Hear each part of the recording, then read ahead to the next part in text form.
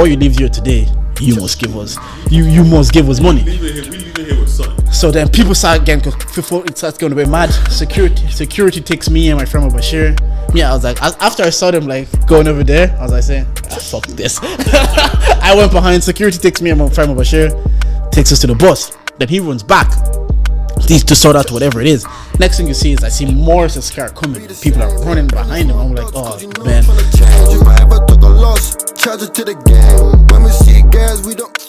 Alright, we're in. Yeah, we're in. And we're back. And we're back.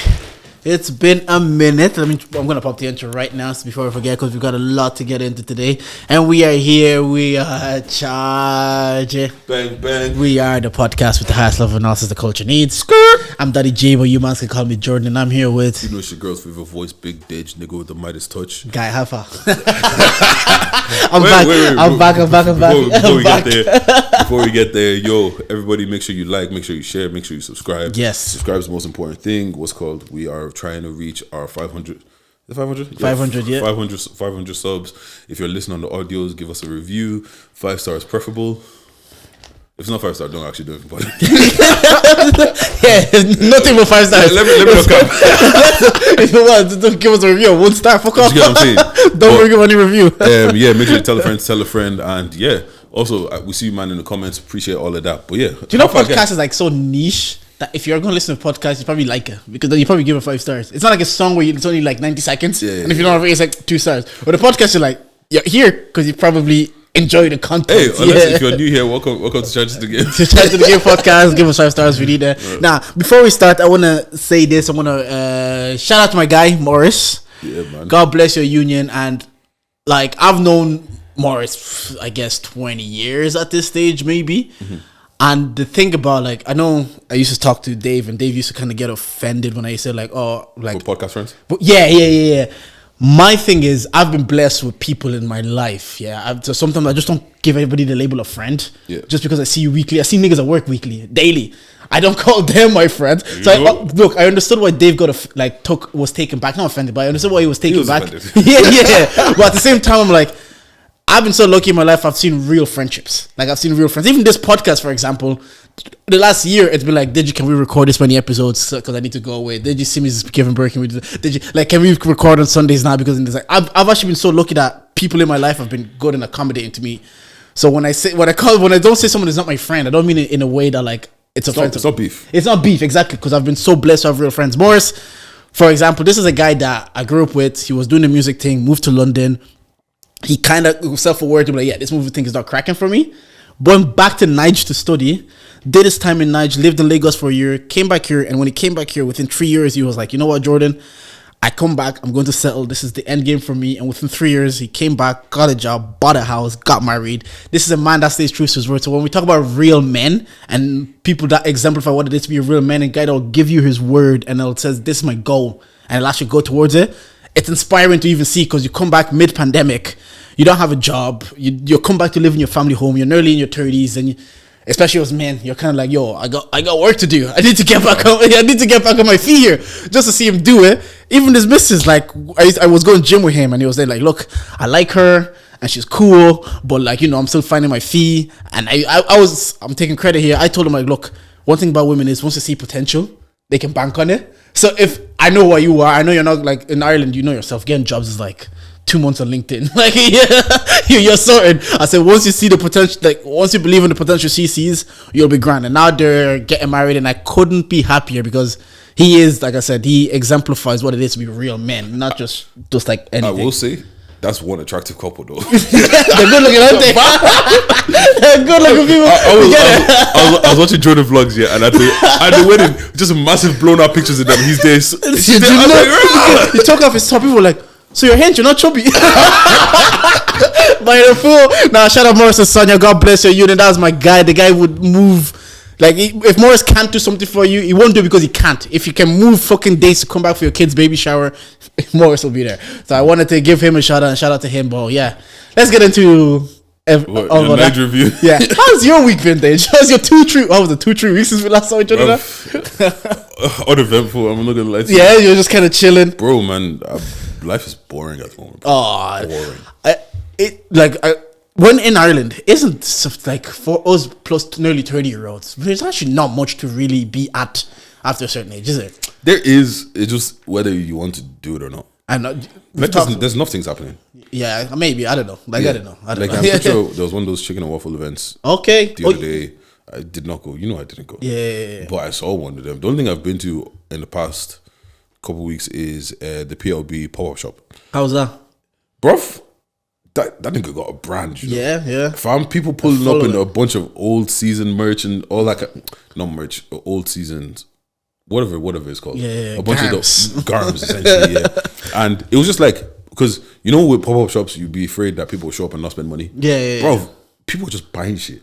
I'm buying shit. And to be fair, I will say, like, I was touching the quality, the fabrics on these things. Like, bro, that tracksuit is heavy. Yeah, I saw it on stories. I think shout out Ty Power, like he documents these things, and shout out him being in this scene thing, like whatever it is, because it's a thankless job sometimes. I only see some things because he's documenting it. Mm-hmm. Like I wouldn't be privy to it, then I'll see it in the way he cuts it up. So I saw that as well. I was like, oh man, this actually looks like a good time, and I've seen it's one of those brands that my eyes have seen, but I've just like scrolled through it, and then now you're paying attention. It's like when you buy a car that you start seeing the car everywhere. Yeah, since you like put me on it, I was like, oh, I've actually seen this brand Bears, and I continue to keep seeing this brand. Nah, but so shout out him doing this thing. To be honest, it's cold. Like the garms are cold, and it seems like they actually have a good follower. People come in through like met Travis and Els actually for the first time.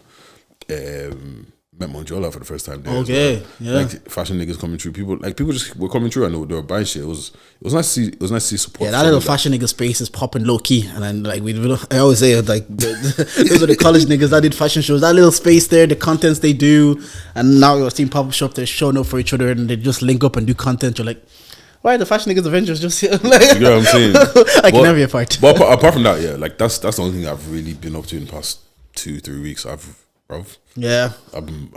To be fair, if I was here, I don't think I'll probably be on the same. Bro, I'd be keeping my head down. I'm not on fucking business. That's one thing about Deji. Is like, yeah, the world is fire out, man. My business, god damn it. Then you'll even send you a tweet. You're like, I didn't even know you saw this. He's just minding his business. Like, I didn't know you were here. Because it's not everything that you see you must respond to. That's true. But let's get into this. Let's get into this. Show. Oh yeah, boys! I went to Night. I went to. Isn't it funny how you went to Night before you went to Congo? Yeah. It is funny. This was my first time back in Africa in any capacity since 2002. So I basically came to Ireland. I've not been back to Africa. Not even like I've said it. Not even like a cheeky Marrakesh. You know, people have gone to Morocco and then now they've been to Africa. They have, but yeah. Do you know? They have, but yeah, sure. So we get there upon like landing. Everything is fine. I get warned about like the airport and how it's gonna be. We get there upon landing. First thing you notice is like, they're not being rude. They're just trying to test you. They're trying to see if you're punk. So then they can have their way. Don't know if you're pussy or not. Yeah. And Morris told me, he's like, yo, if you just push back, they're not even going to take offense to it. They're just going to be like, all right, leave him alone. So I get there, we get down. First thing you feel is that heat. The heat didn't really throw me off because I've been to like hot countries over the last 3 years. But I will say it to be hot as well. Yeah. The difference is Dubai feels like it's hot heat. Like it feels like you're touching fire. Mm-hmm. Nigeria feels like you're in a sauna. Like both 35 degrees are not the same. Like like in Dubai, you feel like this is actually burning my skin. I have to be indoors. Well, in Niger, you're just like, you're out, you're sweating. It is hot, but you're like, oh, this is bearable. Like people sit in saunas for like an hour. Like it's just incredibly hot. Whereas in Dubai, I couldn't hack it. I couldn't hack the heat. Then again, Dubai is a desert. Yeah. Essentially, it's like I couldn't hack the heat, so I went inside. Then we drive over to, we're staying in VI, Victoria Island. I recommend if anybody, where we were staying, that location, that vicinity, on God, even Ayub was like, I thought we were coming to Nigeria. Like, it's like, it's aesthetically, it actually looks nice. It's nice. The roads are like decent for what you're expecting in your brain.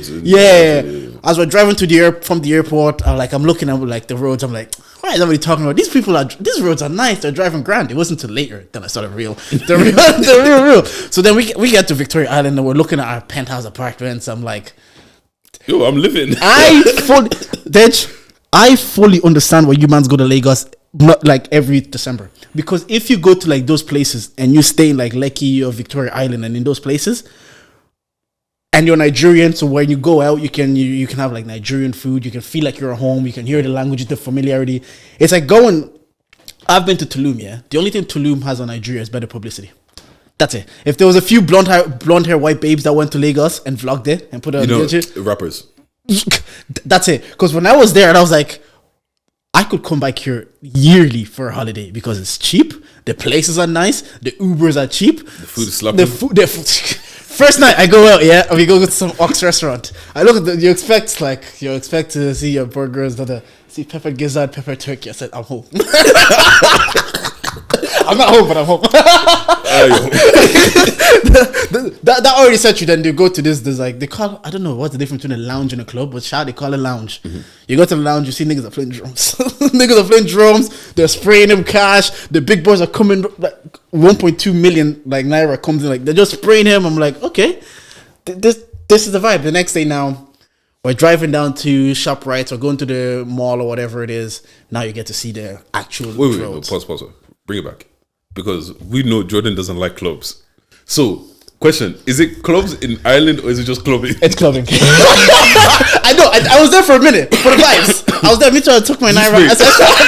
The drummer, it was unbelievably loud. But what's the nice thing about it is like, indoors, like it's that environment. Outdoors, because it's so warm. Me and some of my boys, we took our drinks, we sat in the lounge, like part of the lounge that was outside because you're still in heat, you're still drinking. That type of environment I can do because I can pick and choose. Do I want to be in there? So I can be on a night out with you. Yeah. And if you want to be doing the spraying and the bottles, come. But I might take like Bex or run and we sit outside just sipping and chatting. That was more of like my setting. So I like that. I guess in Ireland it's not as possible because we live in a cold country.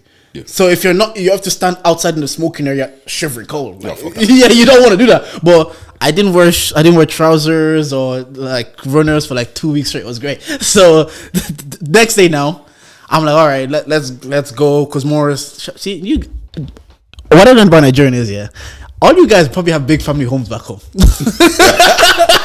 All you guys, yeah, you're shouting cost of living here, yeah.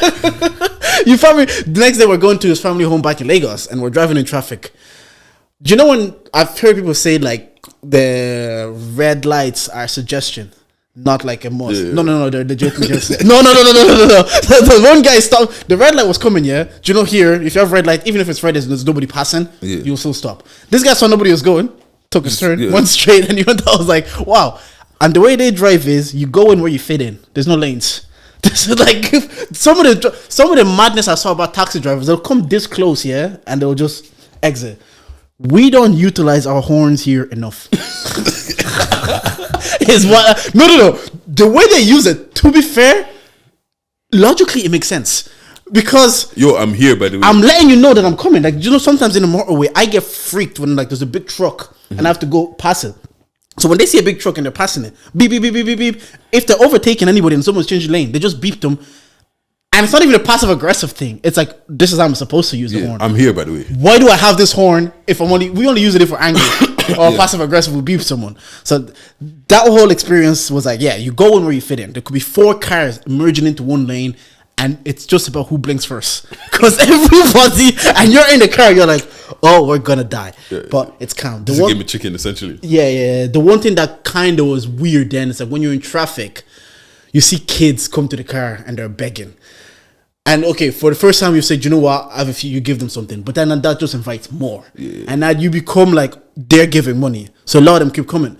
And I was having chat to my boy Bashir. It's like, it's mad how quick you become desensitized to it. Like a couple of trips down that road, even like flipping, the driver starts cursing them out. You're like, oh, mad. And the driver even told like, no, don't give them anything, because the minute you give something, you're bringing everybody to my car, and I don't want that kind of trouble. Lagos itself, I'm like, I get why if you save up for the year, you have $3,000, $4,000, whatever, by December, you pay for your flight, and there's even a new Nigerian airline, Airpeace, that is taking flight. You go to VI or Lekki or whatever, one of these places. I fully get why you mans would go there. Like, I get it. Then a lot was happening. We wanted to go to one thing I will say though about the service, there's 2 types of services. With the taxi and the Uber drivers, it's just aggression. Yeah. They just want the money. But when you go to like restaurants and bars and stuff, they're so polite to the point it comes across like they're being timid. Mm-hmm. And it makes you kind of feel like well, me anyways, it makes it feel like a bit weird because it feels like they're really respectful. It's like, yo, bro, I'm just a regular person. dude, Yeah, just like, which I understand because I was tipping like I'm Elon Musk over there. I'm not gonna lie to you. I was tipping because then you do the conversion, you see like 1,000 naira is not even a euro. You're like, fuck. Yeah, bro, probably, bro. And another part is like when you go on holidays with a big group, it's tough because we have under 25-year-olds where we spend the whole day out and we're like, you know what, let's order cheeky food and stay in today. But Lagos is not a place for that. Bro, I'm outside. I flew all the way to Nigeria, bro, so to stay inside. One day we went out, but the minute we got there, Morris was like, I'm too tired for this. Let's go back home. Then we flew to Owerri because Morris is Igbo, so it was an Igbo wedding. Morris already gave us an out because he said, look, right now, I think they're in the east. Yeah, they're in the east. Yes. They're in the east. So the east is a bit dangerous. There's a lot going on. A few mans want to pull out. It's calm, no beef. You guys pull out. A lot of niggas would have been like, saves me money, calm. But we said, do you know what? You're a guy. We flew all the way to Nigeria. We're doing this. That's the thing. And Morris has, in the entire friendship, he's never asked anything of us. He's never asked us to pull up to a birthday dinner. He's never asked us to a graduation dinner. He doesn't have kids yet. But every time, he low-key like helped my drug taking days because he had a gaff in town, so he would provide me with accommodation in town if I needed to say. Like, he's always been there. So the one time that now he asked for something, you can't be like, no, I'm not doing it. When this guy spent like 15 years having your back and he's never asked for anything. Yeah. So then you like, okay, then we're in Owerri. One of the like when we get there, yeah, it's actually mad seeing Nigerian parents in Nigeria than seeing him in Ireland. The dad was, he was one of the boys. Because he's at home. Bruv, I walked into his sitting room. He's there topless with his boys drinking wine at 12 o'clock. I'm like, what's going on? And it's great. Because for him, it's like, you mans actually came to a village in Nigeria for my son. Like, I can imagine as a parent because they saw us as little kids. Because Morris, like, when he told them, I'm going to Nigeria for the boys are coming. He was like, they're not gonna come. They say they're gonna come, but who wants to spend 8 days of their annual leave going to a village in the east of Nigeria? Yeah. So he pulled up and that was grand. We went to Owerri. They told us they're dangerous. We had to be home every day. Wherever we are, we leave at 5 o'clock because we have to be home. They shut down roads, police, blah, blah, blah, blah, blah. I know you were happy on the inside. One of the nights, because one guy was there, one of Morris's friends. He's like son of a governor or something. He's friends with Odemodu. So Odemodu had a gig there or something. He was out doing a club appearance, Odemodu Black. And they all went like at night time and he took them there and they made it home safe. But he has that extra protection behind him. So where we're staying, like say for example, the best way I can describe it is like we're in Navan and then the other places like Kells, so it's like 20 minutes away. It's not far. 20 minutes away from everything. One day we went to Morris's mom's village. Then the next day we went to a memorial in Sonia's house. They went to Sonia's house that day. I didn't go because sometimes when you're on the go every time, you're like, nah, fuck that. I just need a day. And I'm coming back to like a kid, life and work. I'm like, every day you're on the go. So I'm like, nah, fuck that. What I would say is like that side, what I liked is, do you know something when you go on holidays and you're eating like burgers, pasta, and you feel a bit like, ugh, like your body just resists it. Over there, especially in the village, it's all freshly made food. Yeah. So if you want like fresh goat or fresh I saw them like squirting the good that you're about to eat. Yeah, they went to Morris's sisters. They have this child dedication thing. That was another place that we went to, child dedication. So it takes them longer to get you your food, but it's also understanding they only make this food once you order. I know like Western hospitality here is like, if you have a restaurant, they kind of have an average, they'll prep enough steaks, they'll start prepping the mash. Everything's semi-cooked on when you order. That's why it takes like 20 minutes to get your food. And whatever's not ordered that day, they fuck it out. But over there, they don't have that luxury to just say, oh, let me make this and then like whatever. So it takes longer, but you know you're eating fresh food. And you know you're not coming home feeling like I just put like all this steak, greasy food inside my body. Yeah. But then the wedding day comes. Like we did a few activities. We went to the memorial. The wedding day comes. We wake up. The boys are ready. Calm. It takes longer than we expected. They told us to get ready at 7, but by 1 o'clock we're going to the wedding. I'm looking at this like, bruv, we need to be out here in 4 hours, right? But he's very calm. Because all the events we went to, the minute like it got to 5 o'clock, Morris's dad would just stand up and say, "Oh yeah, everybody get in the bus." We paid for like bus escort for the 5 days. So everybody get in the bus. We're going back. So it gets to like 5 o'clock. Morris does the whole ceremonial thing. He's getting ready to leave now. He's ready to walk out. He's walking out, dancing. He's doing it like in style. Yeah. We get out to the front gate. we're met with a crowd of people. And I'm like, oh God. I was like, what's about to happen now? They said, are you the one that's marrying our daughter? Because it's Sonia's village. Because this is Sonia's family home in the east, like in their Igbo land. I don't know if I can say her name, but it's cap. don't take it matters. Like, so then they're looking like, oh, this is a girl from our village, so you have to give us something before you live here. Before you know it, a scuffle is going on. At the end of the day, I saw someone with like a fucking scar and blood dripping his face. Hey. So what happens is Morris now is taking Sonia to guide her to the car. Mm-hmm. People are following him because he's the one with the bride. So they say, before you leave here today, you must give us you must give us money. We leave it here with something. So then people start again, because before it starts going to be mad. Security takes me and my friend Bashir. Yeah, I was like, after I saw them like going over there, I was like saying, fuck this. I went behind. Security takes me and my friend Bashir, takes us to the bus. Then he runs back to sort out whatever it is. Next thing you see is I see Morris's car coming and people are running behind him. I'm like, oh man, we're in the bus with Morris's brother. Morris's brother's like, he's 19, the younger one. He's panicking. He's like, brother, he's like, close this door. I don't think they wanted to threaten us or they wanted to cause harm. Mm-hmm. It's just these people live in such extreme poverty that anything that they can get out of you, they just want to be fed. Yeah. So now you're in this village where people are hungry, having a big party.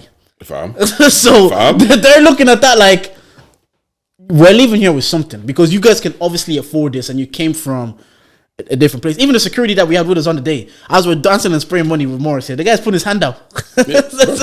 Everybody, everybody, like nobody does a favor just to do a favor. Mm-hmm. A guy will say, "Oh, can I take your bag off the baggage belt?" Yeah, says anything for the boys. I said, "That'll be man."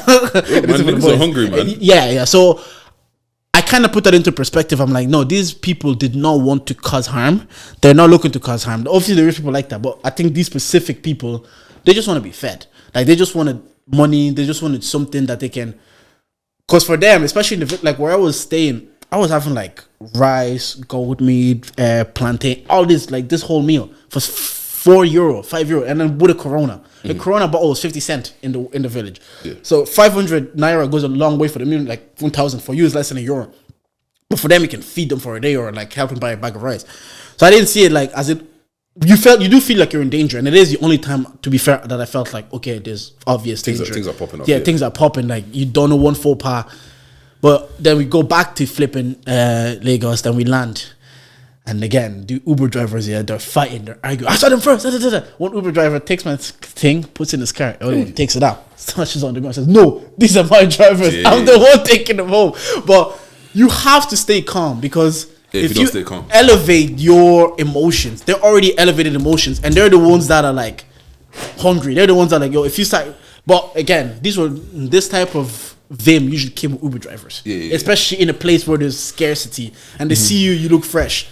And they can tell you're not from here around exactly, here. So, these niggas got money. Yeah. Especially when the exchange rate is what it is now. These niggas got money. Morris's other friend was trying to like say, you know what, fuck this nigga, let's walk over there. But because you know when you're with women and he's like, no, it's too hot, let's just get a car, He's like, brother, we have no time to bargain with these guys. Let's just get in this car right now and sort it out. But I think for the most part, like, yeah, that was the Niger experience. It's like, there was no really takeaway. I thought there'd be a culture shock, but I left Africa when I was 8 years old. So I still have visual memories of the place. Mm-hmm. So a lot of things I've seen, my brain could be like, I've seen this before. Yeah. It wasn't like... It's not completely foreign. Yeah. The only thing is like, we felt at some stage, he was looking for like some poverty porn. And I'm like, do you know when poverty porn is like, you know when Oyimbos go to Kenya, they take pictures. They want to see the flies on the face. So they can post for their socials and look at me. Look at me, I'm giving money. Yeah. Someone called them out on Instagram and said, where are you thinking you're going to go? I was like, see, I told you. But, like, I don't know. Lagos anyways, though, there's probably places in Lagos, I don't want to, like, people are going to speak, like, look at this Congolese guy speaking for us. There's probably places in Lagos that was very poverty stricken. I'm not denying that. But where we were, for the most part, I was like, I get why you come here every December. Yeah. Like, I even pulling up to shout out Tunde, pulling up to Tunde shop. I didn't even know Tunde moved. Yeah, for a minute. I haven't seen Tunde in years. I haven't seen Tunde in. It was in my school as well. It was Taiwo, Tunde, and Bola were like my good friends, and that's why I was like, because they were fresher when I met them. That's why I was saying like, Wumi, Deji, and Simi don't really talk like the Nigerians I knew before, because those are the ones I grew up with. So even seeing him like owning the shop and he was like saying, yeah, it's mad safe in these ends. There's nothing that really pops up. You just have to be assertive. That's the thing, because every day someone is trying to like test you. They're going to try you. Someone is trying to try you. So you do have to switch that on, and you do find yourself, even me, switching it on, because you can tell it's like someone's trying to take you for a mug. But yeah, no, it was actually class. Like, I think one thing I'm not gonna do though is when I go to Niger, I'm not telling anybody I'm going, because can you bring this back for me, Deji? Yeah. And for the most part, yeah, most people like after a while I told them no, but like it was Simi, yeah. So she ordered bare things to wherever I'm staying, and you know how women can be. Like, if I now miss the delivery, because what you do is you said, you know what, this is because I have a Sim, so this is my Niger number, get them to call me. If I know I'm having too much fun and I miss her delivery, now I have to hear about it. Now I have to hear about it. So in the back of your mind, you're always like checking, like, oh, I need to look at my phone. I was like, yeah. And you're seeing other people saying, oh, you're a Niger, can you bring this? Can you? It's like, freebie, man. Like, I have 23 kg for me. Never mind like everything else you want. On the way back now, I'm going to the airport. I weigh everything after everything is ordered. One bag has 22 kg. I'm below the limit. We bought another bag because my mother-in-law wanted me to bring back loads of fish. So she paid for 65 quid for it. That one was like 19 kg. I'm like, I'm above, but below the limit. Then you have your hand luggage, calm. I go, we weigh everything, and now this guy's looking at me saying, this one is only 19. Can you take stuff out of this bag and make it 23? I'm like, no, I said I'm below the limit. He says, yeah, but it needs to be 23. I say, yeah, no, 23 is the max, not the requirement. He says, it will just make it. So the more it tells me, like, yeah, they try to inconvenience you and just make it difficult for you. So you'd be like, oh, God, just hold and free me. Like, those little things. It got to a stage where like I weaponized my accent, because they start asking me for like money. I'm like, oh, I'm not even from here. My friend did bank transfer for me. They're like, oh, you're not from here. A guy told me, see, if you're gonna take all this food and bring it back to your family, it's 5K. That's policy here. He says it's 5K. That's policy here. But after 2 weeks of being there, you're like, it's for them. Everything is an opportunity to make money. Everybody that's foreign is an opportunity for them to like make money, and I'm not mad at it. Like, some of the hustle, hungry, bro. Yeah, some of the hustle, I'm like, you gotta respect it, because who's to say I knew better? Who's to say if I was like, you know what, if it's 3K, hold the 3K. I don't know who this guy could have. He didn't even check the bag. He just opened it and says close it, and he says, so all that food, I said, sorry, it's not for me, it's for my mother-in-law. I said, so are you not going to eat from it? I said, no, I'm Congolese, I don't eat Nigerian food. I said, oh, you're from Congolese, what are you doing here? I said, I came from a friend's wedding. Even upon arrival, I spoke, and it says, you're not from here. It's to say, your name is Jordan. I was like, yes, I'm home. Jordan. But no, like, it's a place there where hopefully I have a few Nigerian friends. Like, if any of them get married, if they do it back there, we will be there. So I've already said it. Auntie Wooms, I'm talking to you. Like, hopefully, but I don't think I'll be going. But that's my only Igbo friend. But it was nice to experience Africa again. Got to go back to Kinshasa as well. Like, it was really, really fucking fun. And it made me look like sometimes we look at these places that we go on holidays, like a Tulum or Cancun. I get it. But Lagos is like 6 hours flight. And as a Nigerian, I fully understand that you can get your own food everywhere you go. Now, I don't think I ate European food once the whole trip, because... Why would I? Yeah. When I went to Mexico, I made sure I ate enchiladas, quesadillas, because like anything that was Mexican on the menu, that's what I went for. And I will say, Niger, Mexico, and Asia have had the best food, but I know why, because everything is fresh. Yeah. They don't have perhaps the luxury of like big refrigeration, so just keep food. Everything spoils. Everything spoils quick. So they make food. It's fresher food that you're eating all the time. And I remember going to Mexico with Simi, and I was like, wow, the food here has been elite. But then I'm going to all these small cafes that they probably don't have the refrigeration to just keep food. So they probably get food that day, and the food they get that day, they make it quick and they serve it to you. And I got the same feeling in like Niger. I'm like, oh, this actually tastes like I'm eating fresh food. I'm not just eating all these processed burgers and pasta. That's why we be sitting there. So that was a Niger experience anyways. Like, yeah. Sounds like time to finish. No, it was awesome. Awesome. One thing that I did see, I was like, you niggas got these guys on slave contracts or something. The wedding was, what day was the wedding? Saturday. The wedding was Saturday, yeah. Tell me why Sunday morning at like 10 a.m. these guys have fully edited videos of the wedding. Bro. I was like, this shit just happened. And we're sharing in this. Like, bro, I was the same. I was thinking, like, okay, we're going to wait a bit. And I'm gonna get back. When I get back, I'll see the videos. Bro, next day. Next day, there we are. those videos are so funny because in the moment they're so cringy to do. Yeah. Like they're so corny. You're like, oh, what am I doing here? Then you pop out and then you're like, this is class. This kind of wavy, you know. This is kind of wavy. You think would you go back anytime soon? Tonight, no. I've been needed to go back tonight. My father even wants me to go back in June with him, but that's not happening. I've been wanting to go back. It's just every year. You know how niggas are. Yeah. We put it off. Oh yeah, cool. Yeah, we're going in December. Yeah, calm. October comes around, November comes around. No tickets have been bought. Airpiece has booked out till September. They've booked because we flew Airpiece to the east. Mm-hmm. Everything was official and on time. They were getting warned like, oh, these niggas are gonna be like late. No, because they're trying to up their brand, so they're doing everything by the books. And I was like, yeah, no, shout out. Like I didn't see anything really to complain about. The Ubers were cheap. Everybody's polite. Again, there is definitely parts that is poverty stricken, and there's parts that are not the experience that I want. Yeah, but that's everywhere. If you go to Mexico, there's parts that exactly. Like I just don't want people to be like, oh yeah, this guy just went and he stayed in all. I stayed in like villas and 24 hours. They said 24. One thing, the light just goes off and nobody budges. Nobody gets shook. Whatever you after the first time you're kind of like, oh, this is what the NEPA thing they talk about. Mm-hmm. Then it happens in a restaurant here. Nobody moves. Everybody's like, yep, this is just part of the process. Like nobody's getting flustered. What's to get flustered about? If you know what it is, you know what it is. 5 minutes later, it comes back. You're like, okay, we're back, yeah. No, because you do get that whole experience, and they even said even the airport, being at the airport, is part of the experience. Like my boy was not supposed to be at a rifle. He said, I just bribed my way through. Just a year, full up. Nah, shout out him taking us back there. Now we gotta go to other African countries. It sounds like a vibe though. Yeah, it actually genuinely does sound like a vibe. My friends, I have 2 more best men in me. So whoever wants to get married, hurry. You know what happened to friends get married, or you just want to just show up and after this one, I just want to show up. Groomsmen, dudes, you have 2 more. If you don't get married within the next 5 years, I'm done.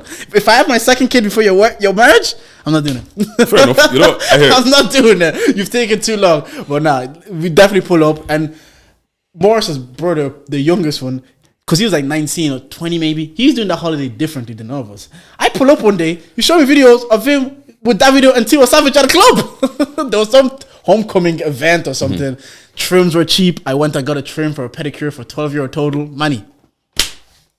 I know cost of living here. Cost of living here. Sometimes you hear the prices and you're like, this is outrageous. Like this feels, if you could save for the year and go to your home country and live like a king, 100% would hear it. Like 100% would hear it. One guy, their friend is renting like a 4-bedroom penthouse or something for 10k for the year, 10k euros for the year though. It costs him like 600-700 a month for like a 4-bedroom penthouse in Lekki. That's crazy. And so he was saying that some people, what they do is because they can work anywhere, they come and live in those places for a year at least. And especially if they're single, and I know like Auntie Fiona's there as well. I was chatting to her because she'll send me a few places on the itinerary to be like, oh, you guys should, you should try this. And she's like, yeah, I'm gonna reside here for a minute. And I was like, do you know what? I actually fully hear it, because if you're in that situation, you can work from anywhere. You have like 3 months to blow, and you can just stay somewhere for that cheap. Why wouldn't you do it? To be honest, during the pandemic, a lot of people. Yeah. This you're locking us down. I'm gone. And we're working from home. Went straight to night.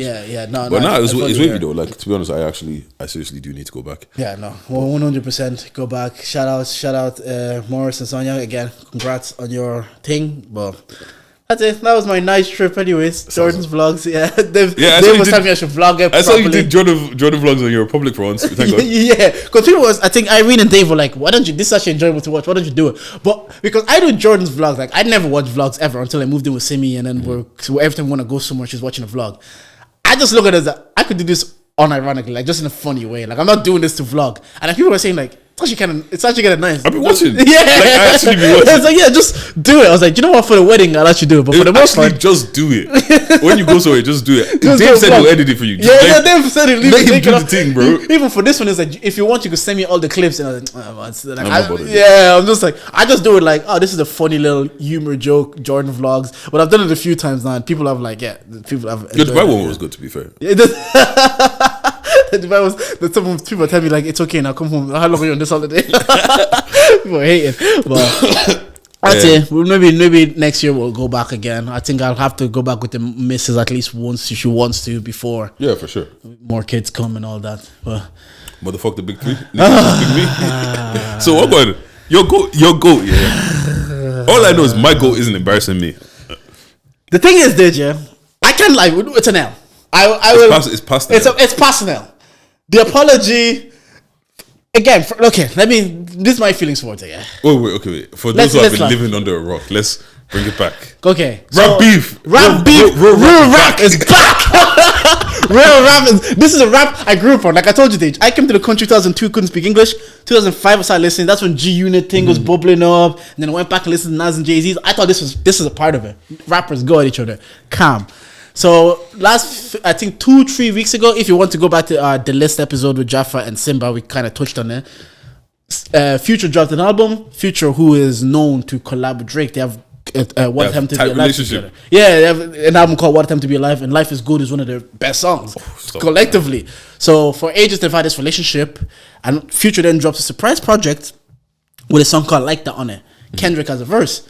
On the verse, Kendrick then shoots at, because there's a song called First Person Shooter between Drake and Cole, where Cole says we're the big three, but later says the Spider-Man meme is just me looking at Drake. So therefore eliminates Kendrick from the conversation. Oh. Kendrick then says, you know what, fuck the big three, it's just big me. So everybody was like, oh, Kendrick this them. I'll get back to Like That as well. Then a bit of time goes by. Cole drops a project. Cole drops a surprise project of his own, and then he has a 7-minute drill at the end where he kind of replies to. It was a light jab. It was a light jab. It wasn't a diss track. It wasn't a diss track. It was a response. It wasn't this. Now, people saying it was weak, but unlike that, Kendrick didn't say anything strong either towards Cole. He just said, "Fuck the big three. It's just big me." Yeah. Like so. It wasn't beef. Yeah, the benefit I would say that Kendrick had initially is because he caught everybody off guard. Because we're like, oh, he said fuck what they say. He said he's not sneak decent. Yeah. First person shooter, he's actually going for the head. Because I went back and listened to Like That. I'm like, he doesn't say he doesn't say anything mad. He just lets us know I'm on smoke. I put the gauntlet down. Yeah. And I think that's kind of what was like, oh shit, this has started. Cole then comes, does the thing. And I wasn't mad at it because he just said, the only part I wasn't like, he didn't sound like convinced, because even in the rap he's saying I'm the Nino Brown meme. You know that Nino Brown? He's shooting and he's crying. Yeah. And I'm like, okay, so you didn't really want to do him, but you felt like obliged to do it. Now, I don't know if this is gonna I'm gonna say this here. I can understand Cole from the standpoint on a minor scale. I get where a podcast has dropped. People are you hear conversations about like me, and people are texting you. What are you gonna say, Jordan? Jordan, are you gonna reply? Jordan, are you gonna do this? And you're seeing tweets saying, for someone that talks a lot, he's not saying anything. So then you're like, oh, fam, should your ego's coming in. Fam, it starts riling up. Your ego starts riling up. It's like, wait, am I pussy if I don't say something? Should I say something? In hindsight, I've had this conversation with myself. I said, on Twitter, if it's not about sports or like music like this, I'm not having back and forths. If we really know each other like that, we can text and get. So I understand. Had I replied, it would have been something out of character for me based on what I've done. And I would have been like, fuck, I shouldn't have done that. I replied based on people's expectations. Out of character for New Jordan. I don't beat people on Twitter like that. No. I'm saying for New Jordan. Yeah. For New Jordan. Yeah, exactly. So I was like, I'm not I don't want to be beefing on the timeline. That's not what I want to do. Yeah. But I can understand when people are saying, I didn't even know I had my number, texting you, are you going to reply, Jordan? Jordan, are you going to say something? You know one thing that's is this about you, Jordan? You know, the one thing that's annoying as well is that, bro, just because you saw it, you sent it to me, you're the 10th person that sent it to me. Exactly. Is this about you, Jordan? So then I'm like, if I'd said something, maybe I would have felt like, fuck, I didn't really want to acknowledge that. I don't really care to acknowledge it. Fuck. Do you know what? I take it back. My bad. I don't want to do this on the timeline. Yeah. So I get that's on a minor scale. Like I'm nowhere near that level. So on his level, you're one of the top 5 best rappers in the world, like in the last 10 decades. Another top 5 best rapper comes at you, and on 7-minute drill, he's like, he's getting messages saying, Cole, what are you gonna do? So he did something. To your point, we only regret things when you do things that you feel like it's out of your character, and then he regrets it. I get it on a human level. I understand, but. It's so pussy, Deji. It's so pussy. It's so pussy that he took it back. You know. So pussy. Okay, this is why this Cole thing it's just it's the most light skin thing he's ever done in his career. Number one, yeah. What's called? No real shots were taken at you. That's fair. One. Between him and Kendrick, it's purely competitive. Yeah. What you said back, no personal shit was said. No, there was no sneak dissing. There was no nothing. You literally just said, "Yo, I'm the best at this shit." Yeah. Like your last shit was a bit light, and they gassed you. They gassed to people butterfly, and it wasn't that good. You were in your prime with Damn, and I'm only coming into my prime and now. that's why you're saying my name now because you see I'm the guy. Okay, there's nothing else. What else? It's crazy. I was so upset. Then after all of that, after you didn't say anything crazy, you didn't like. And this is the thing, yeah. I listened to the project, and remember I told you my problem with J. Cole for the longest time. It just sounded like he was just waking up and rapping. Yeah. And the thing is, when you're that good of a rapper, your waking up, not putting in effort is better than most niggas everything. Yeah. Do you get what I'm saying? Yeah. So it just felt boring. It just felt like you were just kind of doing this. You're going through emotions. Now you finally have a bit of vim in your voice, and you keep telling me, like you've been telling us for the past 3 years that I'm ready to smoke anybody. Since Middle Child, yeah, he's gone on a run that arguably you can say he's been the best rapper, like rapping on every song that he's been on. Like, in the last 5 years, you'd be like, there's a case to be made, like, oh, he's rapped in the last 5 years better than Drake and Kendrick. And there's a case to be made. There hasn't been a song that he's been out rapped on. Yeah, but yeah. you keep telling me that you're the best, and anybody wants smoke. You got the smoke for them. Like, you're telling me that you're the biggest in this shit. You're coming into your prime and all this kind of shit. And then for you to do this, yeah, for you to be like, yo, sorry, my bro, my bad. It makes everything that you're releasing, yeah, it sounds off to me. Yeah. I don't believe you anymore. Yeah, because then when you can say I'm Muhammad Ali, the thing is with that you're out of the conversation for the goal of this era. Like facts. I didn't think he was he was my personal favorite, but if I had to be objective, it's Drake. I've always said this. Brother, stop doing this woe is me shit. Stop going on stage saying, oh, you know what, I'm the third. Number one. The thing is, it's hard to find. You won't find many bigger Cole fans than me, and because I say that this is corny, like I have a kid now. It's not everything he's gonna do I'm gonna agree with. I can say like this shit is right or corny. It doesn't change how I felt about him musically before. But let's call this for what it is. Let's call this for what it is. This is corny shit. When it comes to rap and the space that you're in, the smoky way you've been talking. If I kill a nigga, it's not gonna be for fame. It's not gonna be because my shit is selling the same. It's not gonna be for that. What's called fuck like I'm part of the big three. It's just me and Drake looking at each other. I'm Muhammad Ali. I'm Muhammad Ali, bro. And the thing is, even like I'm not telling you, I like rap beef that stays with rap beef. Yeah. I'm not telling you to go out there and start cussing out his kids and his mother and all this kind of shit. You could say someone's last album was like, and that's not what it is. Yeah. You could say that I'm better than you, and that every rap, Big Sean, I guarantee you, wakes up every day thinking that he's the best rapper. Nobody's touching him when it comes to this rap shit, and that's how you're supposed to feel, and that's how you've been rapping like for the past however many years. And when it finally comes, when it finally comes to your doorstep, no, you don't want to smoke, and you take it off. Is it one of those things that we say that some people they think they want something until that something comes and they realize actually I'm not about this. I'm not about this. Has Cole ever been battle tested? No, I don't think, because I was listening to Flagrant and I think Andrew made a decent point. It's like Cole is like, to your point, he wasn't really seen as the best by anybody, but he was respected by probably everybody that likes rap music. Respected him, but nobody saw him as the best. So it was in a space where he can be beloved by a lot of people without really like. Drake is in a space where he's not. People love Drake, but people that love hating on Drake, I'm one of them. I love hating on Drake. I think it's fun, but Drake has already embodied the villain. Exactly. But Cole never need to be. So he puts himself in a space that he's not familiar with. Like now he has to be like, yo, you're being battle tested. You might be the villain. They're gonna come at you, and he pussied out. But when you talk smoky, what do you expect to come from it? If you talk like you're on smoke will come to your doorstep. Like this is what I've said. Like in my time on this earth, certain things though, if you're not really about it, don't say that shit out loud, because life will put that shit in front of you. And it just didn't make sense to me. No, I agree. You know, I agree. Might delete later. You might as well delete the whole thing. Delete the whole thing. It's pointless now. It's pointless now. And there's so many good songs on there. But Central C's track is cold on that shit. But now everything you're saying, I don't believe you anymore. Like the thing is, even now, the fall off. I'm looking at it like. Like the thing is, like the taking it back was a problem. The taking it back is like I'm on record saying if you're the thing is they're conflicted, because the man in me can understand if you're genuinely sorry about a situation. I don't think you should be too big to say sorry to anybody. If that's how you feel, calm, but understand it looks pussy that you did it that way. No, because it looks so pussy. And even the way that you apologize as well. You said he didn't sleep for 2 days on stage at your own festival. And then you know what the first annoying? He said all that, then led him to Love Yours. Give a bleeding over, man. Look, I understand this. Give a bleeding over. If there's someone that understands this piece and pacifist shit, I get it. No, say, bro, when it's time for smoke. I'm just saying, it's gentle smoke. It's like me saying, I'm the best pod in here. Nobody can have the range of conversations I can. And then someone says, I can have the best range of conversation. Nobody said anything personal. Everybody just thinks their shit is the best conversation. Nobody said anything. Now I'm like, oh man, I could be like, oh, you man, and I said like, you started off hot, but your numbers are falling off. Then I'm like, oh, Deji, you didn't say that about that pod. Mm-hmm. I haven't been able to sleep. If I was stand on the base, I get it. The man in me gets it that your ego, people poked at your ego and you felt the need to say something. Then you finally said it and you're like, fuck, that's not really how I want to address these things. Do you know what? My bad. I get it.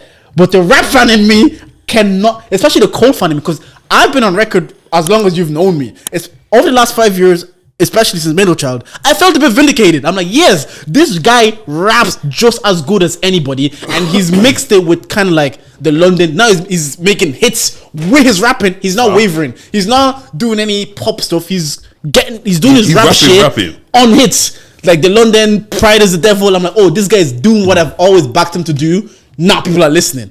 I backed him, but then to see this, I don't think Kendrick said anything mad about him. He didn't. So I don't think he said anything mad about Kendrick. So people were saying it was a weak reply. I'm like, yeah, but Kendrick initial jab wasn't a strong one towards Cole. Sorry. To be honest, Kendrick's jab, it was more.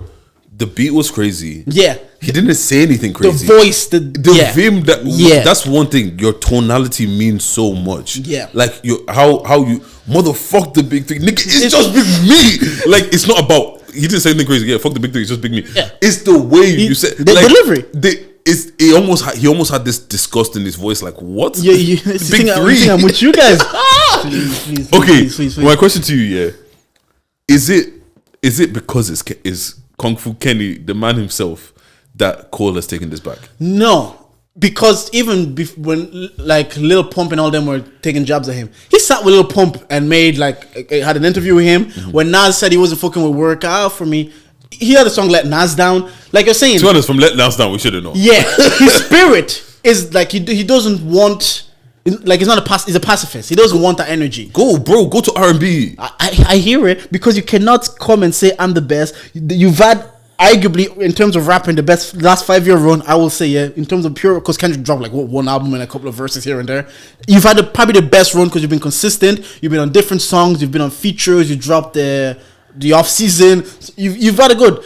But I don't think he's about this, because Let Nas Down. He sat down with Lil Pump and in an interview. He had 1985. Is him giving advice to, come here, little homie, let me talk to you. I want to show you about the big picture. But that's who he is. That's still, to me, that's a certain level of flex of like you're a little boy, right? Fair. The reason why I'm asking is it because obviously I as well. If I'm being honest, if I'm in Cole's position and Lil Pump's taking a jab at me, he's that stupid boy. If I slap you, I lose. If I win, I lose. If I lose, I lose. Do you know what I'm saying? It's not worth my time going after you. And you think the group chat's probably not pumping, like saying like, oh, Lil Pump's exactly. Because it's Kendrick. Now it's like, but what I'm saying is, talking about if it wasn't Kendrick, and it was someone of a, let's just say, less status. Lyrically inclined, do you feel like he takes it back? I don't know, because if you're afraid of Kendrick, that's even worse. I think because he respects Kendrick. If it was someone like say Meek Mill, I don't know if you respect Meek Mill, but let's say someone like a Meek Mill, I don't think he takes it back, because I don't think he has the same reverence or respect. He said, because initially he says we're the big three, like we started the league. He wanted to include Kendrick between, but the Spider-Man meme is only 2 people, so and that's 3. Oh, is it? Spider-Man meme is me looking at Spider-Man is like this. It's 3 people. I thought it was just the 2 of them. No, it's 3. No, there's 3. Yeah, you could have had a Kendrick. No, apparently they wanted Kendrick on the song. They said no. Oh, okay. Apparently so, yeah. Okay. But now my point. I think he's only talking back because he respects Kendrick. I don't know if it's respect or if you're shook. Ooh. Or what some people are saying is because Joe was saying that they heard something from Drake and there's touted that something's coming from Drake and it's nuclear. I don't think this is it. There's one more. I don't think this is it, because this wasn't nuclear. Yeah. This was To be honest, at Kendrick, it was a couple jabs here and there, but it wasn't anything like, yo, this is because as good as Drake's track was, it's very beatable, and I feel like it's just a little. What fucking helps Drake is it sounds like every song you make can sound like a hit. That's so annoying because that you could bop to that in a club. Yeah. Like even the instrumental. I've been loading it 3 times this morning. Okay. Now let's. No, but Cole, let's before we wrap on that. Cole let me down, and I couldn't believe it. And we're out of the discussion. It is what it is. No, Us Cole fans can just enjoy him, but we can't chat anymore. Yeah, like now I when it comes to the competitive sport of rap, I've taken Cole out of it. I just listen to you because cool. Yeah, but I can't even now when you talk about all this being the best and all this kind of shit. I can't take you serious anymore. You duck smoke, yeah. You duck smoke. Do you get what I'm saying? And the thing is, the one thing about Drake, that I'm kind of confused about why people thought Drake would tuck his tail and hide. Drake has never really hid from beef. Yeah, that's true. He's beefed Meek, and the beef with Meek, right? Meek is looked at as a loser now, but he wasn't back then. Yeah. People were still thinking, yo, Meek will have him. And then Drake came and dog walked Meek, made everybody look at him different, and then ruined his relationship. He said, I might send bottles to Charlemagne. Next day, Charlemagne had bottles at the Breakfast Club. Bro, Charlemagne goes around saying that he was receiving bottles from everyone at that point. He said that's the best. What's good? He said that's his best call out. He says that's the best time in the song is the call out. Is it your girls tour or your world tour? Is it world tour or your girls tour? What? Like he dog walked him. He's beef Common. He's beef Joe Budden. He's beef. Drake hasn't ducked from the beef. Yeah, I don't think people understand the ego to be Drake. You're not gonna duck from smoke. To be at that level and anybody, you don't duck from smoke. I think we thought it would hide because of the last beef. Because after the Pusha thing, you were like, is he gonna entertain this again? Because after Story of Adidon dropped, he kind of left it alone. So a part of me was like, because Dave is now fucking gatekeeping this beef and Drake side. All I said was, I want bars. I don't want to. Now he gave me bars. It's like, you didn't want to. Like, yeah, I did. I just didn't want Drake to give me an Instagram caption. Don't think you're above beef now. When you beef Meek and Pusha, you went above it. But I just want bars. But to be honest, Drake, and I think the difference as well is that Drake actually cares about. I always say when it comes to being a rapper, Drake is the poster child. Yeah. Like he lives the rapper's life. If I was a rapper, you'd live like Drake. Do you get what I'm saying? And what's called it's known that Drake is a student in the game. He knows all this war shit. He knows how to be petty. He knows how to do things in different. Drake is built for this war thing. Yeah. I think where it becomes a problem is people don't think he has a lyrical ability, but once again, Drake can make a hit. He can diss. That's it. And he's petty. And let's get on the Drake thing now. Then obviously we were waiting. Again, I've said it here. I didn't know if Drake would reply based on the fact that after the Story of Adidon, he went on that podcast with LeBron and he was saying like, oh, look, it got a bit too personal. Yeah, so I was like, is he going to reply? And it would take a bit long. Now, people, Rory and Mal were hinting at it and every Joe Budden, like you were saying, was hinting at it. Then it drops. A leak. It leaked. I'm listening to the original version. I'm like, I don't know what I expected, but this was good. It was. Again, the tone and the way he said it, he was like, "Yeah, you mean what you're saying." He said, "Metro, shut up and go make some drums, man." You know what's funny? I think Metro was the only person he named it that. Yeah, but everybody else, you kind of knew who he was talking about. No, and he mentioned Abel as well. Weekend. Yeah, what he said about the Weekend actually? What's called? What we doing for bitches? You doing for men? What's called? Chains, whips, wicked, because obviously just wicked. Fam, how can you start with? I can never be someone's number one fan. Your first number one, I put it in your hand. You know what? And I think that's why you got to gang up on Drake. Yeah, because he can rap, he can sing, and he can make a hit, and he's got more money. And then that's because he put up that thing of Kill Bill. It was like he even says in the song is 20v1. What the fuck is this? And I never thought I'd be on Drake's side. But sometimes it felt like you guys are ganging up, man. Like, but you low-key have to. The Avengers are coming together to beat Thanos, basically. Because I'm low-key. If first of all, Kendrick makes me wait 6 months to hear your baby mom is a porn star. No, we're gonna care regardless. Yes, but if you make me wait 6 months to hear your baby mom is a porn star, don't even bother. Like, because at the end of the day, like it's been said before. The thing is, even with the Pusha diss, the thing that made it crazy, first of all, was a picture of Drake in blackface. And then the fact that you dropped, you are hiding the child. Like the boy come home. You take out the you are hiding the child is the beef. No, yeah. Because I can't even remember Drake's initial song. Hey, that's another thing. People forget Dopey Freestyle was. Remember, he started, the audacity. Yeah, and that was the thing until Pusha came out. It wasn't light by any chance. Yeah. And then he said something about Virginia, and then that's why like Pusha was like, "Oh, since you named my fiance, let me talk about who you chose as your Beyonce." Yeah, even he's apparently he's naming. Rap is back, man. He's naming Kendrick's wife. Yeah, Whitney says Whitney like a bodyguard. Apparently she fucked the bodyguard. Her bodyguard. I didn't know that. All I know is Kendrick has talked about infidelity on Mr. Morales, like because that's his high school sweetheart. Yeah. So then he was like, when he was going to Copenhagen and Denmark, he was fucking white bitches. His words. So then that obviously he's talked about it in an album, and then obviously Drake then is like, yeah, hey, the bodyguard like Whitney. Side note, let's take a quick detour here. Can you be with your childhood sweetheart, get all that fame, notoriety, and money, and not cheat? I think you have to be like an exception to the rule because they say allegedly LeBron hasn't. Allegedly, because that's what they say. That's why I'm saying allegedly. Because I would also believe in this age of clout. If somebody had LeBron had cheated with someone, they'll probably come out and cover that shit up. Yeah. Because even when they were talking about, like, I've seen people talk about the Olympic Village. Yeah. Apparently, it's just an orgy. Oh yes. I've heard that as well. The American basketball team were there too. Yeah. And you're LeBron James. That's what I mean. Like, I don't think men are capable of like them. Niggas' egos can't handle it. Yeah, 100%. They can't handle it, bro. I know a guy that was in a relationship with his missus from ages, and then not even famous, so just regular guy, started making good money, started to blah blah blah. Finally had the money, and women were looking at him different. You know what I'm saying? Pull up in a different car now. Women are throwing themselves at you now. That's just a regular guy. He just got a 9 to 5. And just got a 9 to 5 and just started making more money. And then he just got a 9 to 5 and a 40K. And he told his missus, and they were like, when they were like trying to go through it, and he was like, look, this could have been anybody. It wasn't about you. Mm-hmm. Whoever my girlfriend was at the time, if my levels, man wanted to test his powers. I was always gonna do this. Man wanted to test his powers. Yeah. He wanted to know, I've gained access to a whole new class, a whole new world. Yeah. And it was just me and you since I was 15. Now I'm 25 and women are looking at me differently. You know, for a lot of men, when it was 15, it was whoever is giving me the chance. Yeah. I'm not here trying to be too. That's very true. I like who likes me. At this age, like I don't really have options like that. Yeah. So you like me? Yeah. You know what? Just matter of fact, I like you too. And then you get to a stage, like so. To your point, I don't think like you can be a Kendrick and be that level of fame and never been with anybody else. Now you're in Copenhagen, nobody's around. You have all these white girls throwing themselves at you.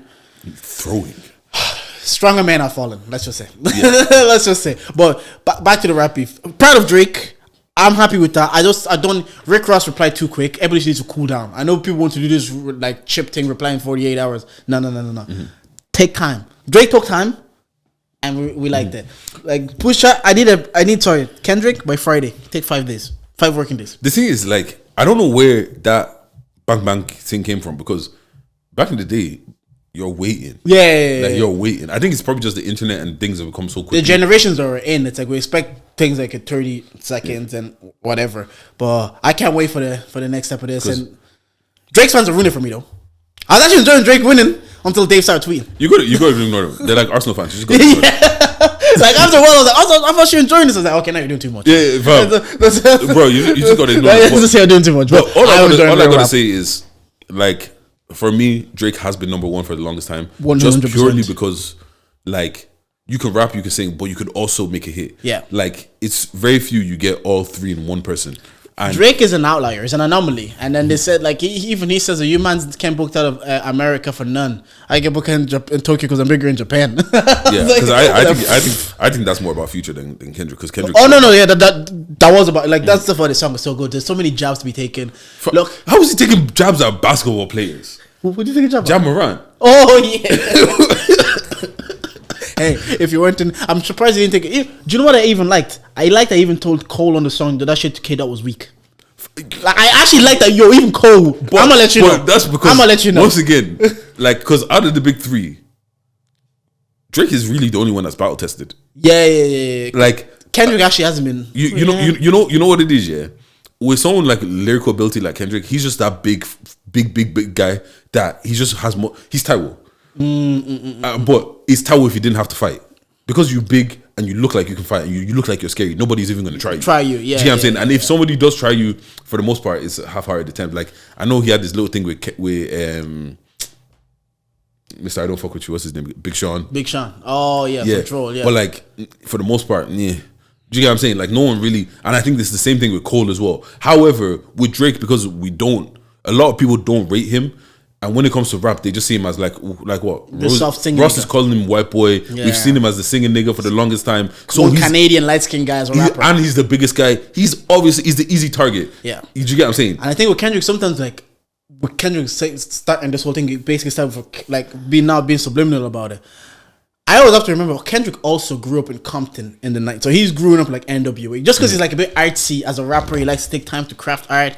So I forget that. Oh yeah, he actually grew up in like Compton. That's his home. So he's maybe not battle tested in rap, but he's probably seen things. Yeah, he's probably been around things. But but the thing is, like, I think Meek Mill is the perfect example of how easily your street cred could be ripped away from you. Yeah, nobody looks at Meek like Ak is talking down to Meek like, I'm not afraid of you. Academics. Shut up, Ak. That was that guy come out. He streamed for like 8 hours yesterday. He had 250k people on his stream, bro, playing the song. I was like, what's going on? When you're dropping the Drake this, why would it? Look, also, the thing is, I'm not the biggest Ak fan, but you got to put some respect behind his name. Fam, he dropped the Drake this. He reviewed the the Ross one as well, all on stream, and he was chatting to Drake saying, "Yo, Drake is saying, yo, when you go on JBP, tell Kendrick to drop his shit there." And then I think in the final sample, Drake samples Ak. He does. Yeah, the final one. Like, I was like, this guy is just like, look, he's found a lane. That's another thing about him. He's found a lane and how to exist in it. And he knows how to make it work from. I think that's what he's done. While we're on rap beef, did we talk about the Irish one? We didn't talk about the Irish one, though. Are we going to? Yeah, well, why not? Honestly, you know what? Yeah. And respectfully, it's a beef I didn't care about. I didn't even know it was a thing. I've watched the genesis of it on Ace's thing. Mm-hmm. Like, I watched how it began, and I was just like, oh, it was a cool moment. Like, a cool little thing. Like, oh, man, they're actually having a go at each other, yeah. But at the same time, I was like, the thing about Ace is his voice doesn't convince me. That's it. I was just about to say that. That's it. Remember we're talking about tonality. Yeah. Like, I listened to it, but I was like, yeah, exactly. Where it was Smiles, I was kind of like, oh, this is. I just says I don't respect him, but that calls Dango your father. You know what? that like killed me, bro. I was like, "Wow, was there need for that?" Yeah, if it's beef, it's beef. And because in the original song, it says this is London, not Dublin. And I think that's a song by Ace. Yeah. And then he starts talking about like people hitting on his girl and then asking him for a feature. I was like, "Damn, niggas have no shame in Ireland." But hey, look. When Cat Williams did that interview at the start of the year, I said this is going to be it's always the first week in January. I said this is the podcast episode of the year. Since that podcast has happened, there's been smoky settings everywhere. Everybody's letting their clips fly. Everybody's actually, I think we said this at the end of last year. You could tell that people were starting to get sick of each other. And I was only talking about like, all right, not sick of each other's bullshit. Yeah. Like, I was only talking about Ireland. I was like, yo, eventually someone's going to erupt and people are going to start speaking with their chest and their mind. And it seems to be happening across media and entertainment. Mm-hmm. Yeah, but not the rap beef I wanted to see. Who do you want to see beef though? I don't know, but you know what it is? I haven't listened to Smile since Countless Daydreams. Yeah. And AC3 or Ace, whatever his name is, I've never listened to him. I've only listened to that song with This Is London, not Dublin. I think I've heard that song. I've heard the song. I've heard the song. Yeah. But even then, like, it's not something that I slap on my playlist or whatever. No, you're safe. So for I have no horse in the race. Number one, I have no one that I really like. I'm on either side. Like, I do prefer Smiles. I think Smiles 1-0 that. Smiles 1-0 that, but it's just not.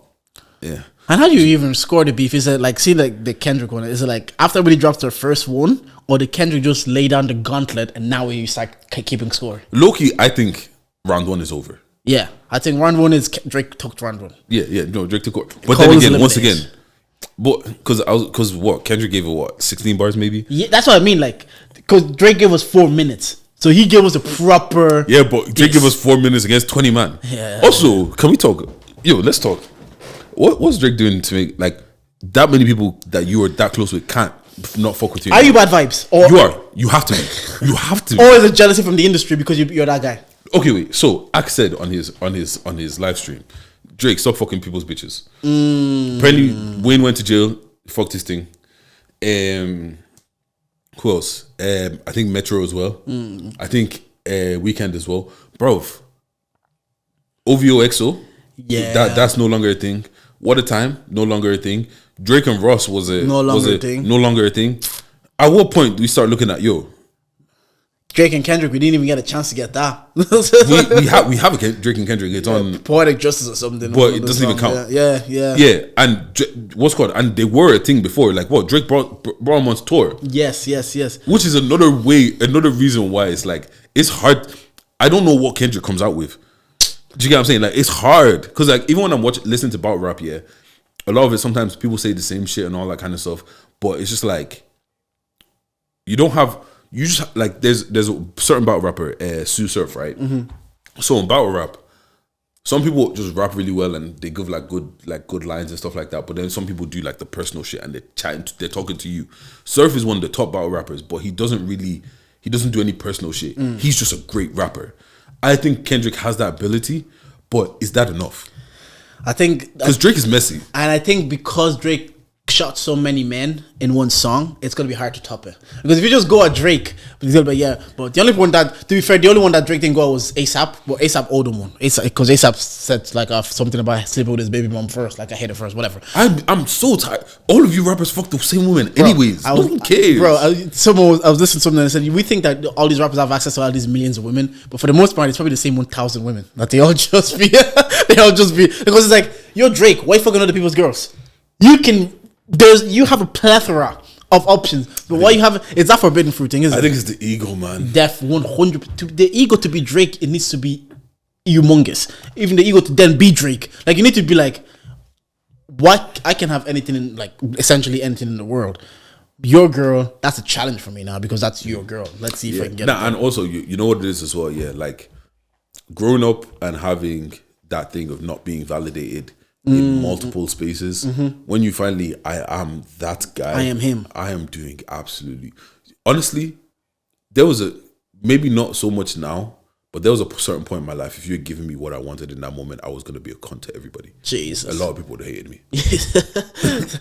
But I think that's even Drake, maybe he is bad vibe because you can't, if you keep falling out, if you're the person that keeps falling out with people, then we have to look at you. Because it can't just be like everybody's a problem, but you're the one that, or maybe you're a man to so much success and wealth that people just hate you. I don't know. Yeah, no, I hear that, but from the way that him and Future were supposed to be boys, something happened there. Yeah, 100%. Yeah. Then OVO XO, something happened there. Or like it's just like something just. It's kind of like budding.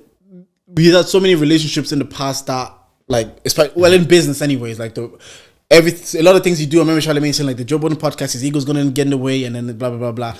It's gonna blow up, and it happens, and they had a track record of it.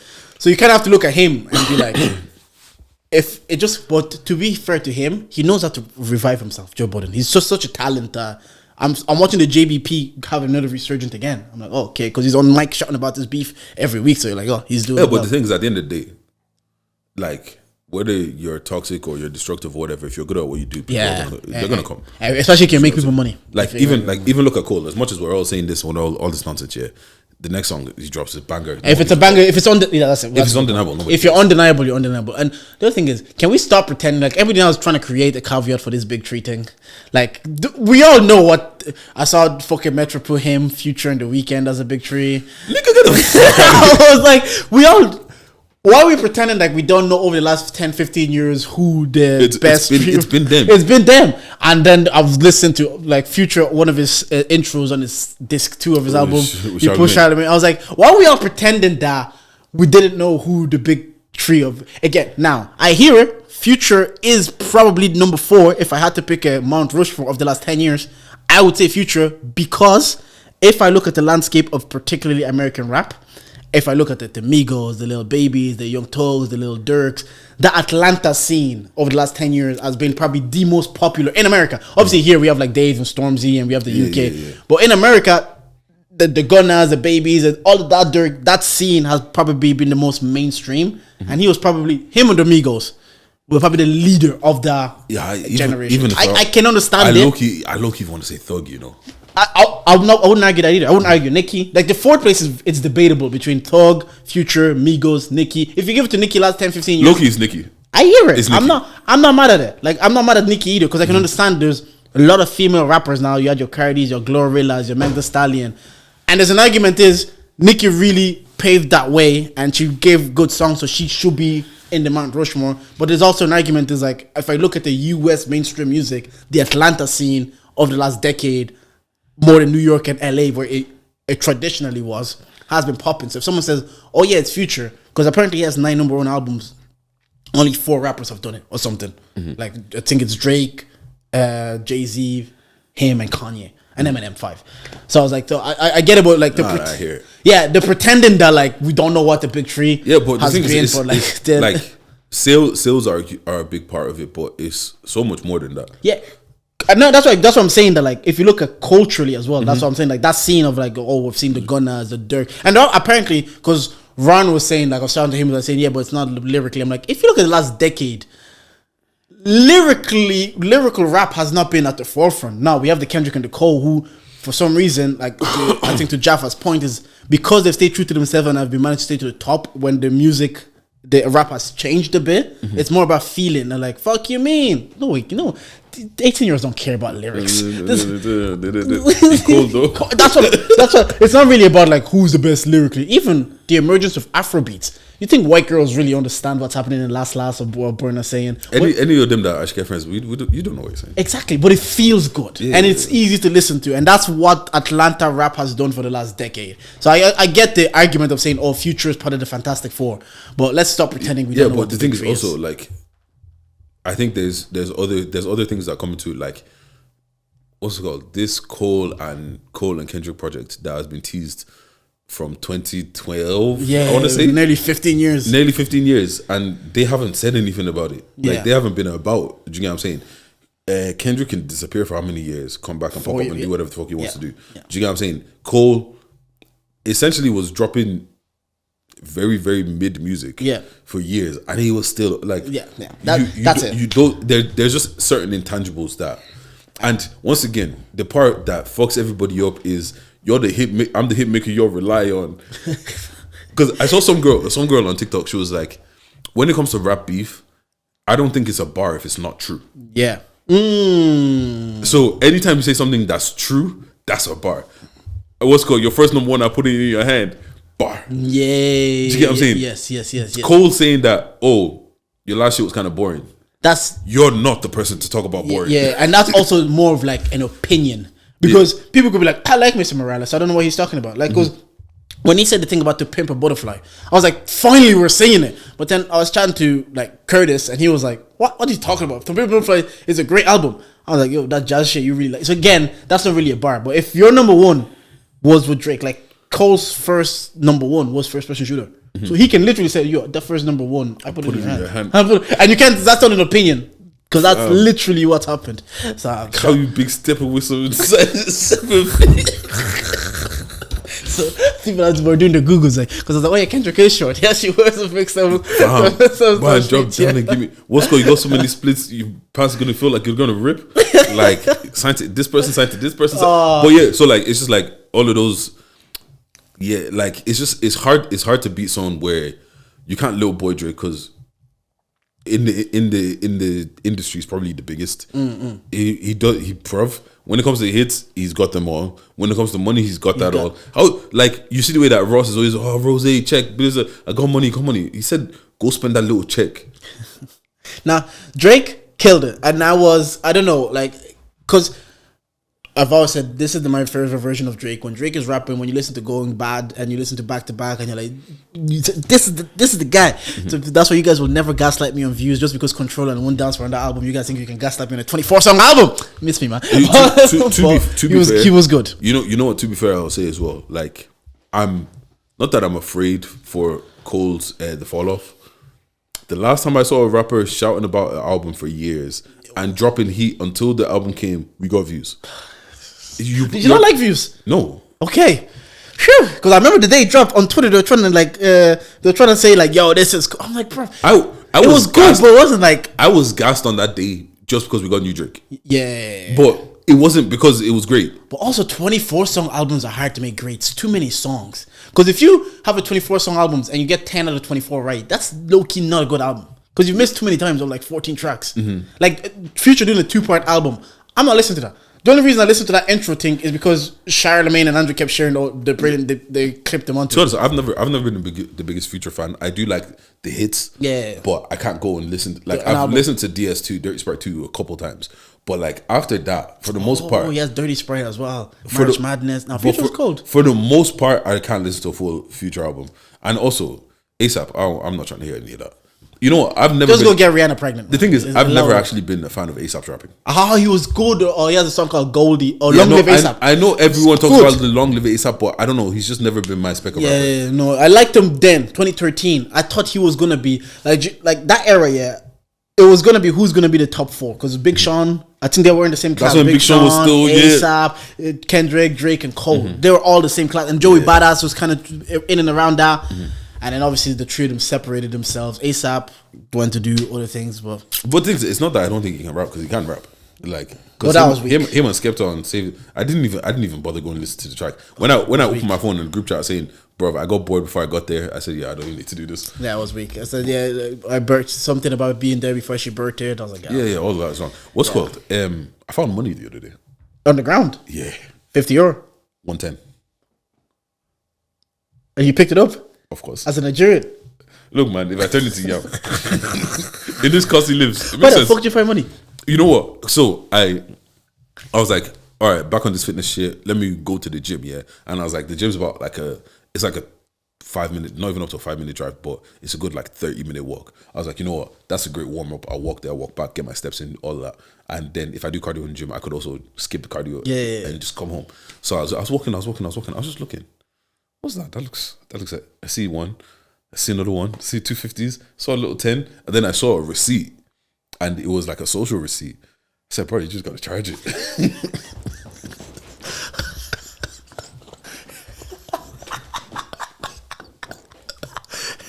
That would ruin your week, wouldn't it? Yeah, bro. That would ruin your week. And look, man, Jesus. You gonna re-up next week. You'll be good. Did I have anybody's name on the social receipt? I don't give a fuck. I saw the receipt. I didn't pick up the receipt. But yeah. Oh my days. The last time I found money was when I was in like second year and I found like €700. I told you about this. No, second year of primary school. Secondary school. Yeah, what's cool? So one morning, yeah, my brother used to go to like football training with someone that lived, like one of his boys that lived in the estate. And it was one Saturday morning. My mom was like, "Did you take him to his friend's house?" I wasn't bothered, whatever. Take him to his friend's house. Like it's literally just like the other side of the estate, so it's not far. And I'm walking home and I see this little black thing on the floor. It's a wallet. I open it, bro. Just 50s on 50s on 50s. I grab out the 50s, put it in my pocket, dash the wallet. Dash the wallet. What do you do with $750 at that age? I bought one of my boys with, because I know he wanted to buy a new phone back when phones were like 70 quid. Yeah. I bought him a little bit. I bought my mom a little bit. What did you say? I didn't tell her I found a €700. I was like, "Oh, mom, I've been saving money. Here's some money." Fuck off. And then the rest of it, I just squandered it on useless games. That's like when I found 300 in DCU though. So this is college days. I was like, what a time to be alive. You know that much you can actually use your money. Yeah. Like, I actually have nothing to spend. Bro, I was first or second year of school. I had nothing to spend my money on apart from games and nonsense. I can't remember what I spent it on, but like I think because in the wallet there was a picture of like an Asian girl, so I think it was an international student. I went back and gave the wallet into the fucking lost and found. I was like, sorry, I found this wallet. The thing is, because it was outside, it was in the morning, and it's like it's not like a corner or anything. It was you've been to my house. You know where you park where you come to my house. It was right there. Jeez. So and it was in the morning. I didn't look at anything else. I just saw the 50s and the cash. I grabbed the cash, dashed the rest of the thing away, and I was gone, bro. You'd fall on your knees at Walmart, wouldn't you? Bro, if that was me, you would fall on your knees at Walmart. It was like €700 or €800. God, bro. If that was me, it must have been a tradesman that had just got paid. Yeah. Especially back then when they actually like because this is also like 08 as well. Because you know tradesmen now, like I've had a plumber in, they take Revolut payments. They, like because you tell them I don't have cash, they say yeah, you take it on Revolut. Yeah, but this is like 08, so it was time ago. You know, Nigeria didn't have Revolut. Yeah, they don't. Everything else like to be bank transfer. I was like, Yeah, my mom has a whole separate app for transfer money to Nigeria. Yeah. So I had to use it Remitly, but yeah, most of the time it was Morris's that was doing it. Oh man, like things were so cheap, man. I don't like Morris was telling me it's like, yeah, it's good for us. It's good for us, but the economy over there is suffering. That's charge it for me. You're spending someone's yearly salary on food, bro. on one meal. I need to go up to dirty December, but we'll see. But yeah, what's been going on? I think it was mainly the rap beef and the return trip. But yeah, I think that's it. Really. Oh, I got hit with some racismo the other day. Well, tell me if this is racismo. Yeah, probably yes. So I come out my house. Don't let them gaslight. So I come out my house. Yeah, I come out my house. Yeah, and I was just going to grab something in my car, and this woman is trying to get like her kid to like her little daughter to like come, like, yo, come, we have to go somewhere or some shit like that. And the kid is like running past my car, some shit like that, and she goes, "Come before I tell this man to take you." So now, is it because I was just a man, or is it because I'm a black man? Could be either. And this is my question. Where was it? In your estate? Yeah. Maybe she just trying to scare her daughter. Why is it me that you're using scary daughter? No, once again, is it because I'm a man, or is it because I'm a black man? Say, both will make it even more scary for the daughter. Not only is it a man, it's a black man. You get what I mean? So I was just kind of there like, yeah, I don't know if it was racism or not. The only thing that's going on with me is like, yeah, no, that's it. I just fell in love with, not fell in love. I got invested in WWE again. WrestleMania got me back. Like, I know it's fake, but they tell the stories too well. And someone put in storyline's too good. Someone said, just watch it as a sitcom. Don't watch it as if this is real. Just watch the storylines and buy into those. And then I watched some of the storylines. Cody Rhodes beating Roman Reigns, and they found this Rolex that his dad. He said, if you ever become WWE champion, his dad said, I'll give you this Rolex. Then he asked his mom, oh, where's that Rolex that dad promised me? He says, oh, he sold it so you can go to LA and follow your dreams. Triple H went back and found who they sold the Rolex to, bought the Rolex and gave it to Cody Rhodes. You know what? I was like, oh, that melted my heart. It's our version of the Real Housewives and Love and Hip. Yeah, you just have to accept it for that. Accept it if you want to accept it for what it is. Because I watched some promos like Dwayne Johnson is cutting. I'm like, this is legitimately fun to watch. This is actually beef. It's like, I think that's what it is. It's the line between it's sports entertainment. This is purely for entertainment. Like, bro, these guys are punching each other in the head for 30 minutes straight and not one drop of blood. Come on. But then when you watch the matches, then you can see the fakeness. It's that part is still cringy. That part I can't get over, like the actual matches. But the promos and the storylines, it's always been about this. It's always been about that's actually true. Bro, except they've had some fuck storylines in the day. I remember when Vince's limo blew up and we thought Vince was dead. Yeah. And he wanted to like get Stephanie pregnant by him or his brother. Or the brother. There was some weird things. I remember crazy. Kofi Kingston, the Jamaican guy that's Ghanaian. And then there's actually a scene there's a scene that they play onto that, and then Triple H goes, "Hey, where's your accent gone?" So they've kind of got to a stage where they acknowledge that it's not real. They play onto the not realness of it, so it allows them to tell better storylines. Like WWE has made like a weird resurgence into the mainstream over like the last 2 years or something. I don't know what it was. Logan Paul. What? Logan Paul. That's also because he's the part of Logan Paul case, and I said, I was like, oh yeah, it's because people our age cannot put money into it. The people that watched it growing up, like Logan Paul probably watched it growing up. KSI definitely watched it growing up. We all watched it growing up. Now they're old enough and they have the money to get into it. Now we're like, oh shit, this whole entity that just existed that we all forgot once we realized it wasn't real. Now we're old enough, we're like, nah, it's kind of cool. Do kids fuck with wrestling like they used to? Because I back in the day, I don't remember, like, maybe minus like the girls and stuff. Yeah. I don't remember any of the guys that weren't into it. Bro, I had every WWE game. Bro, so did I. SmackDown versus Raw 2007. Do you know how many times I've suplexed my brother in the house? You know what on the couch? Bro, I hit you with a finisher. Don't move. I said, please don't tell mom. You know, I don't think so. I think we touched on the celeb for kids these days are the streamers. I think I don't know what age range you're talking about, but I think like 18 and below is the Kai Cenats and the Speeds. No, but I'm even talking about like, cause bro, when wrestling was popping, yeah, I was in primary school, bro. Yeah, it's the same. I don't know. Yeah, I don't know any primary schoolers anymore. Like even my sister. I don't even know college 15. students anymore like that. To be fair, did you? Well, already speaking of my sister, what was JT and Young Miami beefing about? I think they have distanced themselves from each other for a long time now. You don't really see them about, and I think someone told me that they're more colleagues now than friends. Okay. Whereas like obviously the brand that they've built to make money off Cittg and all that kind of shit. Yeah. But I think once JT got with Uzi and Carisha got with Diddy Please, they've started going. You said Diddy Please. Let's go. Oh, sorry, Mr. Love. Puffy, Mr. Cook, whatever you want to call that nigga. No, Diddy. No man has gone through more rebrands than that guy. Now I get why, because he has to change everything. Because I saw a tweet about it. I was like, do you think sometimes, like not just them, in friendships, because they're using them as an example of it, they said a lot of things that probably build over time. Now we're just seeing it blowing up. Like you're saying, they probably distance themselves over time. Things that have been building and bam, and it's coming out. And sometimes that can happen in relationship and in a friendship. You just these things just build, and over time they just. But you know that's how all these things work. Like because there's so many times where even when you're listening to a podcast, sometimes you're like, Do you get what I'm saying? Like, because look at when the Receipts broke up. Well, they didn't break up, but one of them left. One of them left. Everyone starts saying, you know what? It hasn't been sounding the same for a while. Yeah, I think Simi was saying to me 4 or 5 years ago, like saying like the way Tolly talks to Melina, sometimes it can come across. And I think we had an episode where we talked about it, and I can't remember who, but they said sometimes it's not that she's talking down on her, it's just sometimes the Nigerian and Tolly can be a bit strong. And going back to Nige, like the mannerism of my Nigerian friends, especially when I was younger, it made sense because I saw the source. I'm like, oh, these niggas weren't being rude.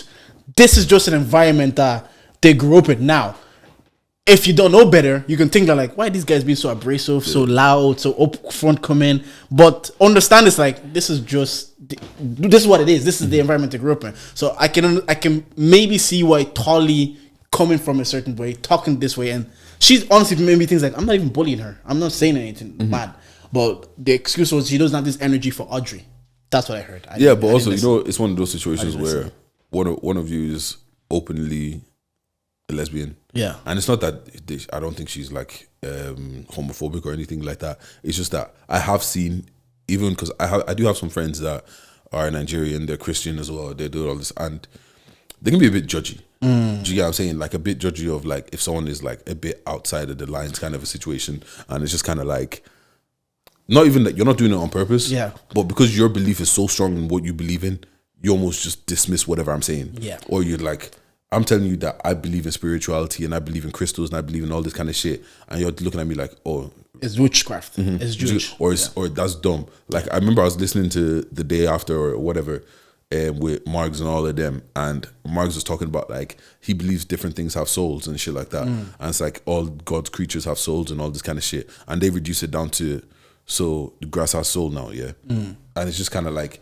if it doesn't align to what you believe, so it's yeah. Even on that, because I remember being told also like Melina was open about her sexuality, like toys and masturbation, and initially Tolly was very resistant because we come from households, you know yourself, like these topics are very taboo. They're very like we don't talk about sex or anything. So now to hear another probably woman talk about this out loud and express of herself, because sometimes things go against our core beliefs that we're resistant to it without even wanting to, but because I've never been in a room with a woman openly talking about her sexuality or sex toys. So for her, Tolly could have been like, that's kind of mad, like that you're talking about this, and it could come across as judgmental.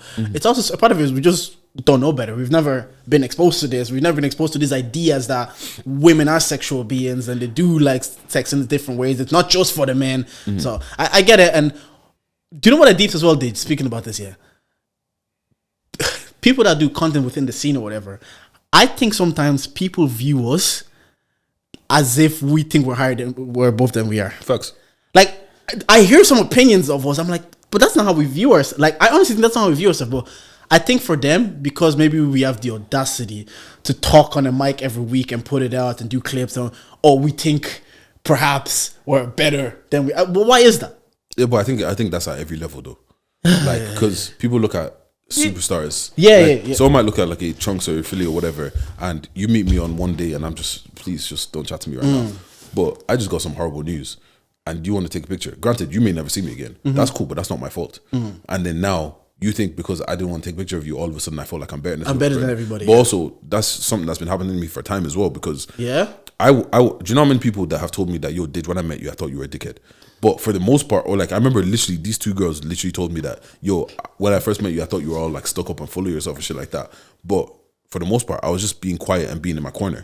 Like for the most part, if you don't bother me, I won't bother you. Yeah. And I'm comfortable in silence. But you think I feel a way, now you're feeling no, and you're putting that on me. And then once again, the audacity. Why do you think what you're saying on the mic it has any weight because you're putting it on the mic? Because you did this, you must think you're class. Yeah. But I don't think I'm class. Yeah. You think I'm class. Yeah. Like, if we keep it a book, Like, you think I'm class. if you did this, you would think you're class. Exactly. So because I'm doing it now, you must think that I think I'm. Because I was this like in Niger, I was getting some opinions, outside opinions about like the scene or whatever. I'm listening to some of these things and I'm like, oh, like people must have a perception of us that we think we're above above what we think we are. Because I remember even listening to what's your head at, and KD said, someone said to KD, "Oh, don't let this fame get to your head." And he was like, "Fame? I'm not, you think I'm like, famous? What's going on?" Like, and then it kind of made me deep. I was like, "All right, I get it." Like you think you said about rappers as well. Like some people, you rap on the beat. Who do you how do you have? People might think like, why do you think you have something to say? And like the audacity, because then listen to it and like you'd hear opinions about yourself, and you're thinking like, I don't think this way. Why do you think I think this way? Because I have a podcast. I think that like, and a lot of it boils down to like, oh, you guys don't even make money. You guys like blah, blah, blah. It's like, yeah, but it's just for the most part. Is some of us you look at as like, again, there's people that are definitely trying to like use this to propel themselves and do things. For most part, I've always looked at this like, oh, this is kind of like I don't play football anymore. This is my hobby. And I enjoy doing this on a weekly basis. I've barely made money from it, but I do it every week. So I don't think I'm better because I'm actually losing money week for doing this thing. Yeah. So I'm not making it. I'm losing money, but because I enjoy it. It's just funny that I hear the perception. I'm like, that's crazy. That's funny. But I also think as well is the problem of like people see people that they were not that anybody's on a different level than it. Yeah. You know, fuck all this disclaimer shit. People see people that they feel like, or they came from the same place as, or it's like we're all on the same level now. Yeah. But now everybody's talking about you in this high regard. But that's just Jordan. Why all of a sudden, oh, Jordan's so smart. Yeah. Jordan's so this, Jordan's so that. Now and they think that perception that they've heard of you, you must have it of yourself. Now they think, why do you think you're better? I even think I've seen it happen. I've also seen it happen with girls not liking other girls, but it's because the guy that they like is talking about this girl in a particular manner. Yeah. So now all of a sudden, what's so special about her? Yeah, she's just this. She did this. She did that, and it's just like, do you get what I mean? Yeah. So it's kind of like, I think it's just people projecting whatever they feel about whatever. Because you get what I'm saying? Because at the end of the day, we haven't done anything special. Yeah. Like, and we don't think we're class. And that's to our detriment, because people have told us to stop saying that. People have told us like, I get what you're saying. Like, we honestly have downplayed this more than we needed to. Even at that, people still think we're better than we actually are. Like, it's weird. It's not even that. It's just like, for everything that you see, for a lot of the people that are doing this thing, is step 1 or 2. Like okay. Like, if I was at step 10, you'd know. I told you money will change. Let me tell you now, there will be signs. If I was at step 10, this is live or not. It was funny. Like, okay, like let's look at something like Monjola now. Yeah, tour with Kid Cudi, and it's like, oh, you must think you're class. Like, if you see him bopping around Dublin now, oh, look at him, he thinks he's class. But my guy's just minding his own fucking business. It's funny because we have this like on a minor scale. So sometimes I like, this is a minor scale. So sometimes when I see famous people thinking like, oh, I'm just a normal person, because after all, it just becomes their normal life. They just go, me living this life. So you looking at me in this high regards, I don't see myself like that anymore. Like, I know, like we talk about Cole. I cycle a bike in hobo clothes and dreads in New York. But you see him that he must think his class. He's downplaying himself, trying to look like a poor man. So it doesn't. But he's probably in his head, he's thinking like, I'm just living my life. But you view me in this regard. That's on you. But I also realize something I've realized, especially in the past couple of years as well, is that a lot of people do this thing where they think what someone else thinks, and then they think that as that's facts. Like, you know, when, like, let's say you're talking to a girl or whatever, and she's like, oh, she did something and that's so embarrassing, and it's like, Nobody gives a fuck. Yeah. But you think that they think this. So, and whatever you think that they thought, that's what you take as fact. Yeah. As like, oh, everybody hates me. Yeah. It's like, ain't nobody thinking about you. for the most part, nobody cares, man. Yeah, like for the most part, anything that goes on in your life is a 10-minute conversation for us, but it's your life. Yeah. So you're fixated living in it. Do you get what I'm saying? There's parts of my life that I've said something in a weird way, or my voice is cracked or something, and I will never forget that, and nobody else will remember that. And I think I was saying it to someone on the same trip. I was like saying, look, you have to understand, when things happen on the timeline, for the most part, for these people, I know it's your real life. Like, this is real life for you, and you'll see people making jokes and they laugh, and everybody's laughing about it. But for the most part, they don't care. But because you're living this life, and you have to go deal with the realities of your life after, like, something could happen, like, exposed on the timeline, and now you have to deal with it. Everybody's just doing cold tweets and jokes, then they go off on their day, and you still have to deal with this. I'm like, don't mind that, because they actually don't care. Like, most of the people on this timeline, once you ignore it, football will start in 10 minutes and they'll be tweeting about exactly, that. and that's why that's why the most important thing to do, and the most important thing that's on your phone, is that log out button. I saw a clip that saying learn to log out, and I couldn't agree more. Yeah, because at the end of the day, like, as much as the internet is a real place because we make money from it and all this kind of shit, the internet's fake. Because don't care. Like, do you think who's someone that get, let's even say Drake. Yeah. Drake gets an insane amount of hate. Do you think he's getting that hate in everyday life? Please. Until he opens that phone, anybody say shit to him. The guy sent out shows in Japan. That's how you know it's fake. Like, nobody's going to say this to you in person, and they'll have to feel awkward. Like, I think that's another disadvantage maybe, is because here we live in such a small environment. When you see a couple or 2 or 3 quote tweets about you, you must think, oh yeah, man, but everybody's thinking this about me. Yeah, but the thing is, another thing I've learned real quick is that you acknowledging it is now putting attention that nobody, like, there's that one person, you saw it because it's you. Yeah. But now that you've quote tweeted it, now we know it's about you. I didn't even pay any mind to that tweet before. Yep. But now that you've come and you're coming on smoke, now you've just extended the gist, and you've extended now we care about this. He's responding. Now wait till this person responds. And now they're sending it to the group chat because back to the conversation we had earlier. It's like, just check your ego. No, people, like, if you'd once you respond, now we know it's about you. Now people are gonna start egging you on to keep responding. It's just for their entertainment. They don't really, nobody cares about your life like you think they do. They really, really don't. They really don't. Like, your spouse, probably your partner, care because it affects them directly. But for these people on the internet, they really don't give a fuck about your life. But last thing I wanted to touch on, what you make of Keith leaving 3 shots? I don't think we talked since then. That was always gonna happen. We knew that was always gonna happen. He's the most, not antisocial, but he's the most antisocial one out of the 3 of them. He's had other ventures in the woodworks for a while, and the podcast has probably been the toughest to his own fault. The podcast probably got him in the most muddy waters based on, like, people trying to, like, get him out of here. Yeah. Things he said. To be honest, there's a certain man that's gonna be leaving his soon. Fam. So, like, it was always coming. But once again, the other thing that I will say, going back to what we were just saying of fam, once he dropped that tweet, the hate that I saw for that man. Finally, maybe the rest of you should pack it up. Yeah, but next time, just end the podcast. It's cringe that you're still listening to 3 shots in 2024, blah blah blah, and it just goes to show at the end of the day, yeah.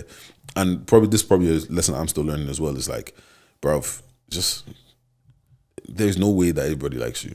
Like, it's literally just impossible. The thing is, even the people that fucked with you on the way up, they're going, like, the minute they can turn on you, they will. And I feel like that's even what's happening with Drake and everything. It's like, oh shit, we finally coming at this nigga. Yeah. All right, cool. Just so you know, you've got my back. Yeah. It's like the one person took the step, like, yes, let me join this. Let me join this and go. Because if, like, you're backing Kendrick, there's no shame in that. I was like, yeah, I'm behind Kendrick. Let me go at this guy. But yeah, shout out 3 shots. Hope they keep going. Like, as long as they are enjoying it, because that's another thing. Because on the podcast, someone actually hit me up on that clip that we did. If something isn't meant for you, just stop. And someone hit me, where I shared the clip, and someone hit me up and says, like, look, as long as, even if it's 15, 20 years, as long as you're not discouraged, you still have passion and you're still enjoying it, just keep doing it. Like, who is it hurting? Like, at the end of the day, people might look at you, oh, you're doing this 20 years, but who cares as long as it's... Yeah, do you know what I'm saying? Like, as long as you're not harming anybody else, man, do your fuck. Yeah. As you know what, yeah, like, once again, in this life, yeah, we have very several fucks to give.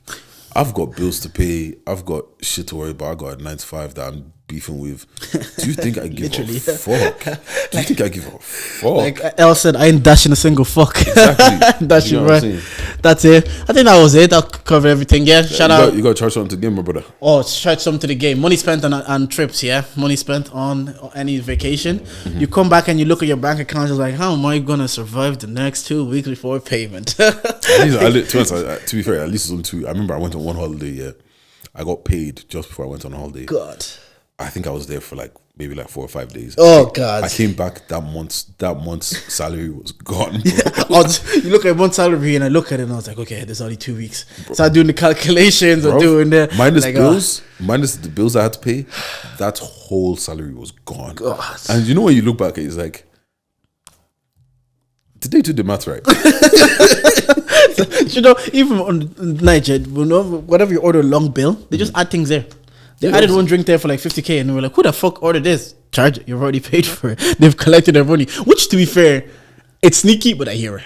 Hey, I hear it. On that level, give me that bottle. I hear it. I pay for it. I didn't drink it. Let me drink it now. I hear it. But that. Oh, also charge the game.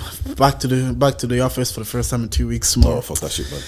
You know, that's sort of my I don't know how women do come back from maternity leave.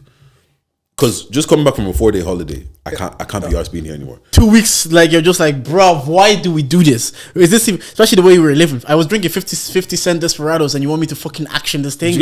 Fam, Jordan is texting the group chat waved at 3:00 on a Wednesday, like your unemployed friends, and now I have to go back to the office. I just don't care. Now imagine having after 9, 10, even a year of being off of work, waking up doing what you want, just seeing your little bundle of joy, to then come back to the office and say kind regards. Fuck that shit. I've said it on the episode. I think after women give birth and go back to work, working has actually been eaten. I think what you're doing is so much more important than this thing. Why am I working? Yeah, I boil my job down to I go in, I play with the computer for a couple hours, and I go home. Right. It really just is that. If you made it to the end of the pod, you didn't like anything that we said, well, you can charge. Bang, bang.